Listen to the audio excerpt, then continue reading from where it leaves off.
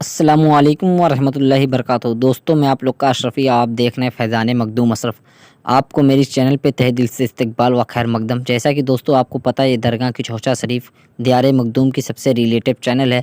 इसके ज़रिए से, इसके माध्यम से मैं पूरी जानकारी आप लोग तक का पहुँचाता रहता हूँ।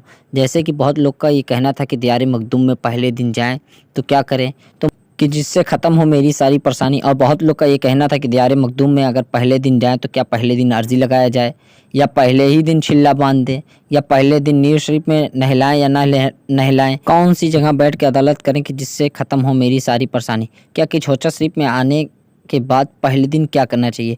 तो इस वीडियो में मैं पूरी चीज़ बताऊंगा कि चौचा शरीफ में आप पहले दिन आएंगे तो आपको क्या करना है, और कौन सी चीज़ ज़रूरी है पहले दिन। क्या आपको अर्जी लगाना है, क्या आपको पहले ही दिन छिल्ला बांधना है, या आपको पहले ही दिन नीर शरीफ में नहलाना है। तो फिर आप बने रहिए वीडियो में लास्ट तक का। मैं इस वीडियो के ज़रिए आपको बताऊंगा कि चौचा शरीफ में क्या करें पहले दिन कि जिससे मुझे मिले जल्द फ़ायदा।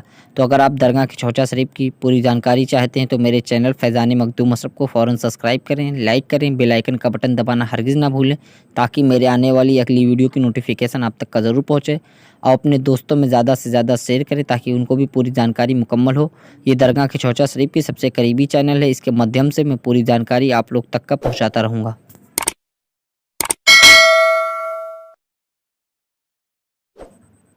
हाँ तो दोस्तों, वीडियो शुरू करते हैं। जैसा कि बहुत लोग का ये कहना था कि चौचे शरीफ में पहली मरतबा जाएँ तो क्या करें। सबसे पहले आप एक रूम लें, रूम में पाक साफ़ हों, और जो आपके साथ मरीज़ है जिसके ऊपर शैतानी असरात है उसको भी नहलाएं धुलाएं, पाक साफ़ हो जाए, उसको ले जाके नीर शरीफ में नहलाएं।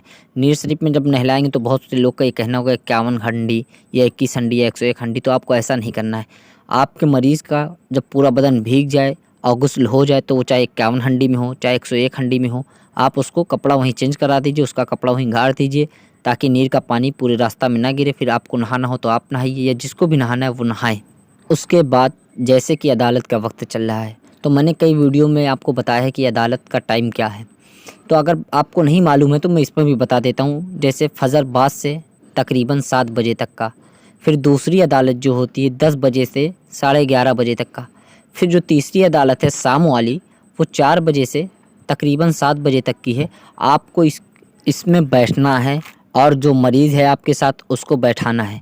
तो बहुत से लोग का ये कहना था कि अदालत में क्या करें। ये भी मैंने कई वीडियो में बताया हूँ कि अदालत में क्या बैठ के पढ़ें कि जिससे मिले जल्द आपको फ़ायदा। तो अगर आप अदालत कर रहे हैं तो बावजू हो के बैठें अदालत में, और दुरूद शरीफ का विर्द करें। उसके बाद मखदूमी रुबाई पढ़ें, जिससे आपके मरीज़ को हौज़ सुल्तान सैयद मखदूम अशरफ जहांगीर समनानी के बारगाह से जल्द फ़ायदा, और जो शैतानी असरात लेके आए हैं आपको मिले उससे निजात। और बहुत से लोग का ये कहना था कि अदालत कौन सी जगह बैठ के करें कि जिससे सुल्तान सैयद मखदूम अशरफ जहांगीर समनानी के दरबार से मुझे हो फ़ायदा और जल्दी से जल्द मिले शैतान से निजात। तो ये अदालत का कोई जगह नहीं है, ये रूहाबाद का एक कैंपस है। आप सुल्तान सैयद मखदूम अशरफ जहांगीर समनानी के दरबार में आएँ तो जब अदालत का वक्त चल रहा है तो आप कहीं से भी बैठ के अदालत कर सकते हैं। बस आप अदालत में एक बात का ख़ास तौर पे ख्याल रखें कि बावज़ू हो के अदालत में आएँ, और अदालत में दुनियावी किसी किस्म की गुफ्तगू नहीं करनी है। जैसा कि मैं आपको बार बार ये चीज़ बताया करता हूँ, इसमें भी बता दे रहा हूँ कि ताकि आपको जानकारी और हो। और किसी किस्म की गुफ्तगू नहीं करनी है। आपको दुरूद शरीफ का विर्द करना है या मखदूमी रुबाई पढ़ना है। फिर जब आप अदालत ख़त्म हो जाए तो अपने घर जाएँ, फिर दूसरी अदालत में आएँ, फिर तीसरी अदालत में आएँ। और आप जब भी अदालत करने आएँ तो अदालत में बावज़ू हो के आएँ। ऐसा नहीं कि आप पहली अदालत में बावज़ू आए, दूसरे में वज़ू बनाना भूल गए। अगर आप भूल गए तो नीर शरीफ में जाके फ़ौरन वज़ू बनाएं, फिर बैठें, तो इससे आपको होगा जल्द फ़ायदा। और बहुत से लोग का ये कहना था कि क्या कि चौचा शरीफ में पहले दिन आए हैं तो पहले ही दिन अर्ज़ी लगाना ज़रूरी है या नहीं। जैसे कि आप पहले दिन आए हैं, अर्ज़ी लिख के लेके आए हैं, तो आप लगा भी सकते हैं, या नहीं लिख के लाए हैं तो ऐसी कोई ज़रूरी नहीं है कि आप अर्ज़ी नहीं लगाएंगे तो आपका परेशानी दूर नहीं होगा। मखदूम साहब दिलों की बात जानते हैं, और ये एक सच्चा दरबार है। आपने यहाँ हाज़िरी लगाई, आप आ गए तो आपकी बिगड़ी बनेगी ज़रूर।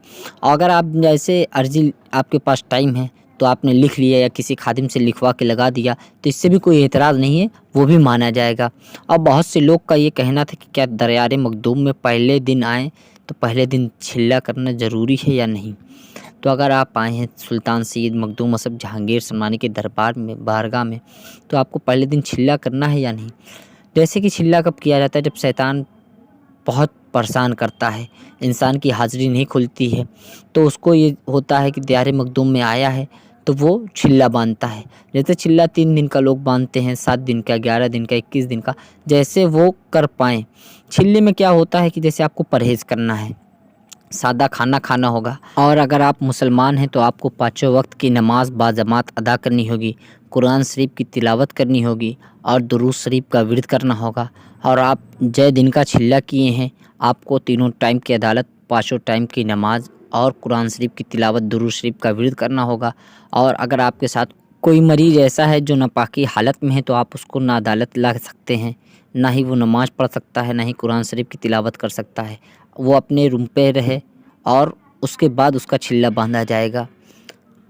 या तो वो छिल्ला के दौरान नापाक हो गया तो उसकी तो छिल्ला माना नहीं जाएगा, बाकी अदर लोग छिल्ले में रह सकते हैं और वो तीनों टाइम की अदालत करेंगे। और मुसलमान हैं तो पाँचों वक्त की नमाज बाजमात अदा करेंगे, कुरान शरीफ की तिलावत करेंगे। और अगर आप नॉन मुस्लिम हैं और आपके साथ भी कोई मरीज़ ऐसा है कि जो नापाकी हालत में है तो आप उसको हरगिज़ अदालत में ना लाएँ और ना ही नीर शरीफ नापाकी हालत में नहलाएँ। जब वो पाक साफ़ हो जाएगा तब आप उसको अदालत में लाएँ, तभी आप नीर शरीफ में नहलाएँ। और अगर वो नापाकी हालत में है तो ना उसके छिल्ला माना जाएगा, और आप अगर अदालत लेके आते हैं तो उससे आपको कोई फ़ायदा नहीं सिवाय नुकसान के। या आप उसको नापाकी हालत में नीर शरीफ में नहला रहे हैं तो उससे आपको और ज़्यादा नुकसान होगा, फ़ायदा नहीं होगा। तो मैं उम्मीद करता हूँ मेरी वीडियो आपको अच्छी लगी होगी। मेरी वीडियो अगर आपको अच्छी लगी है तो कमेंट करके ज़रूर बताएं। और दरगाह के चौचा शरीफ की सारी जानकारी चाहते हैं तो मेरे चैनल फैज़ान मखदूम अशरफ को फ़ौरन सब्सक्राइब करें, लाइक करें, बेल आइकन का बटन दबाना हरगिज़ ना भूलें ताकि मेरे आने वाली अगली वीडियो की नोटिफिकेशन आप तक का ज़रूर पहुँचे।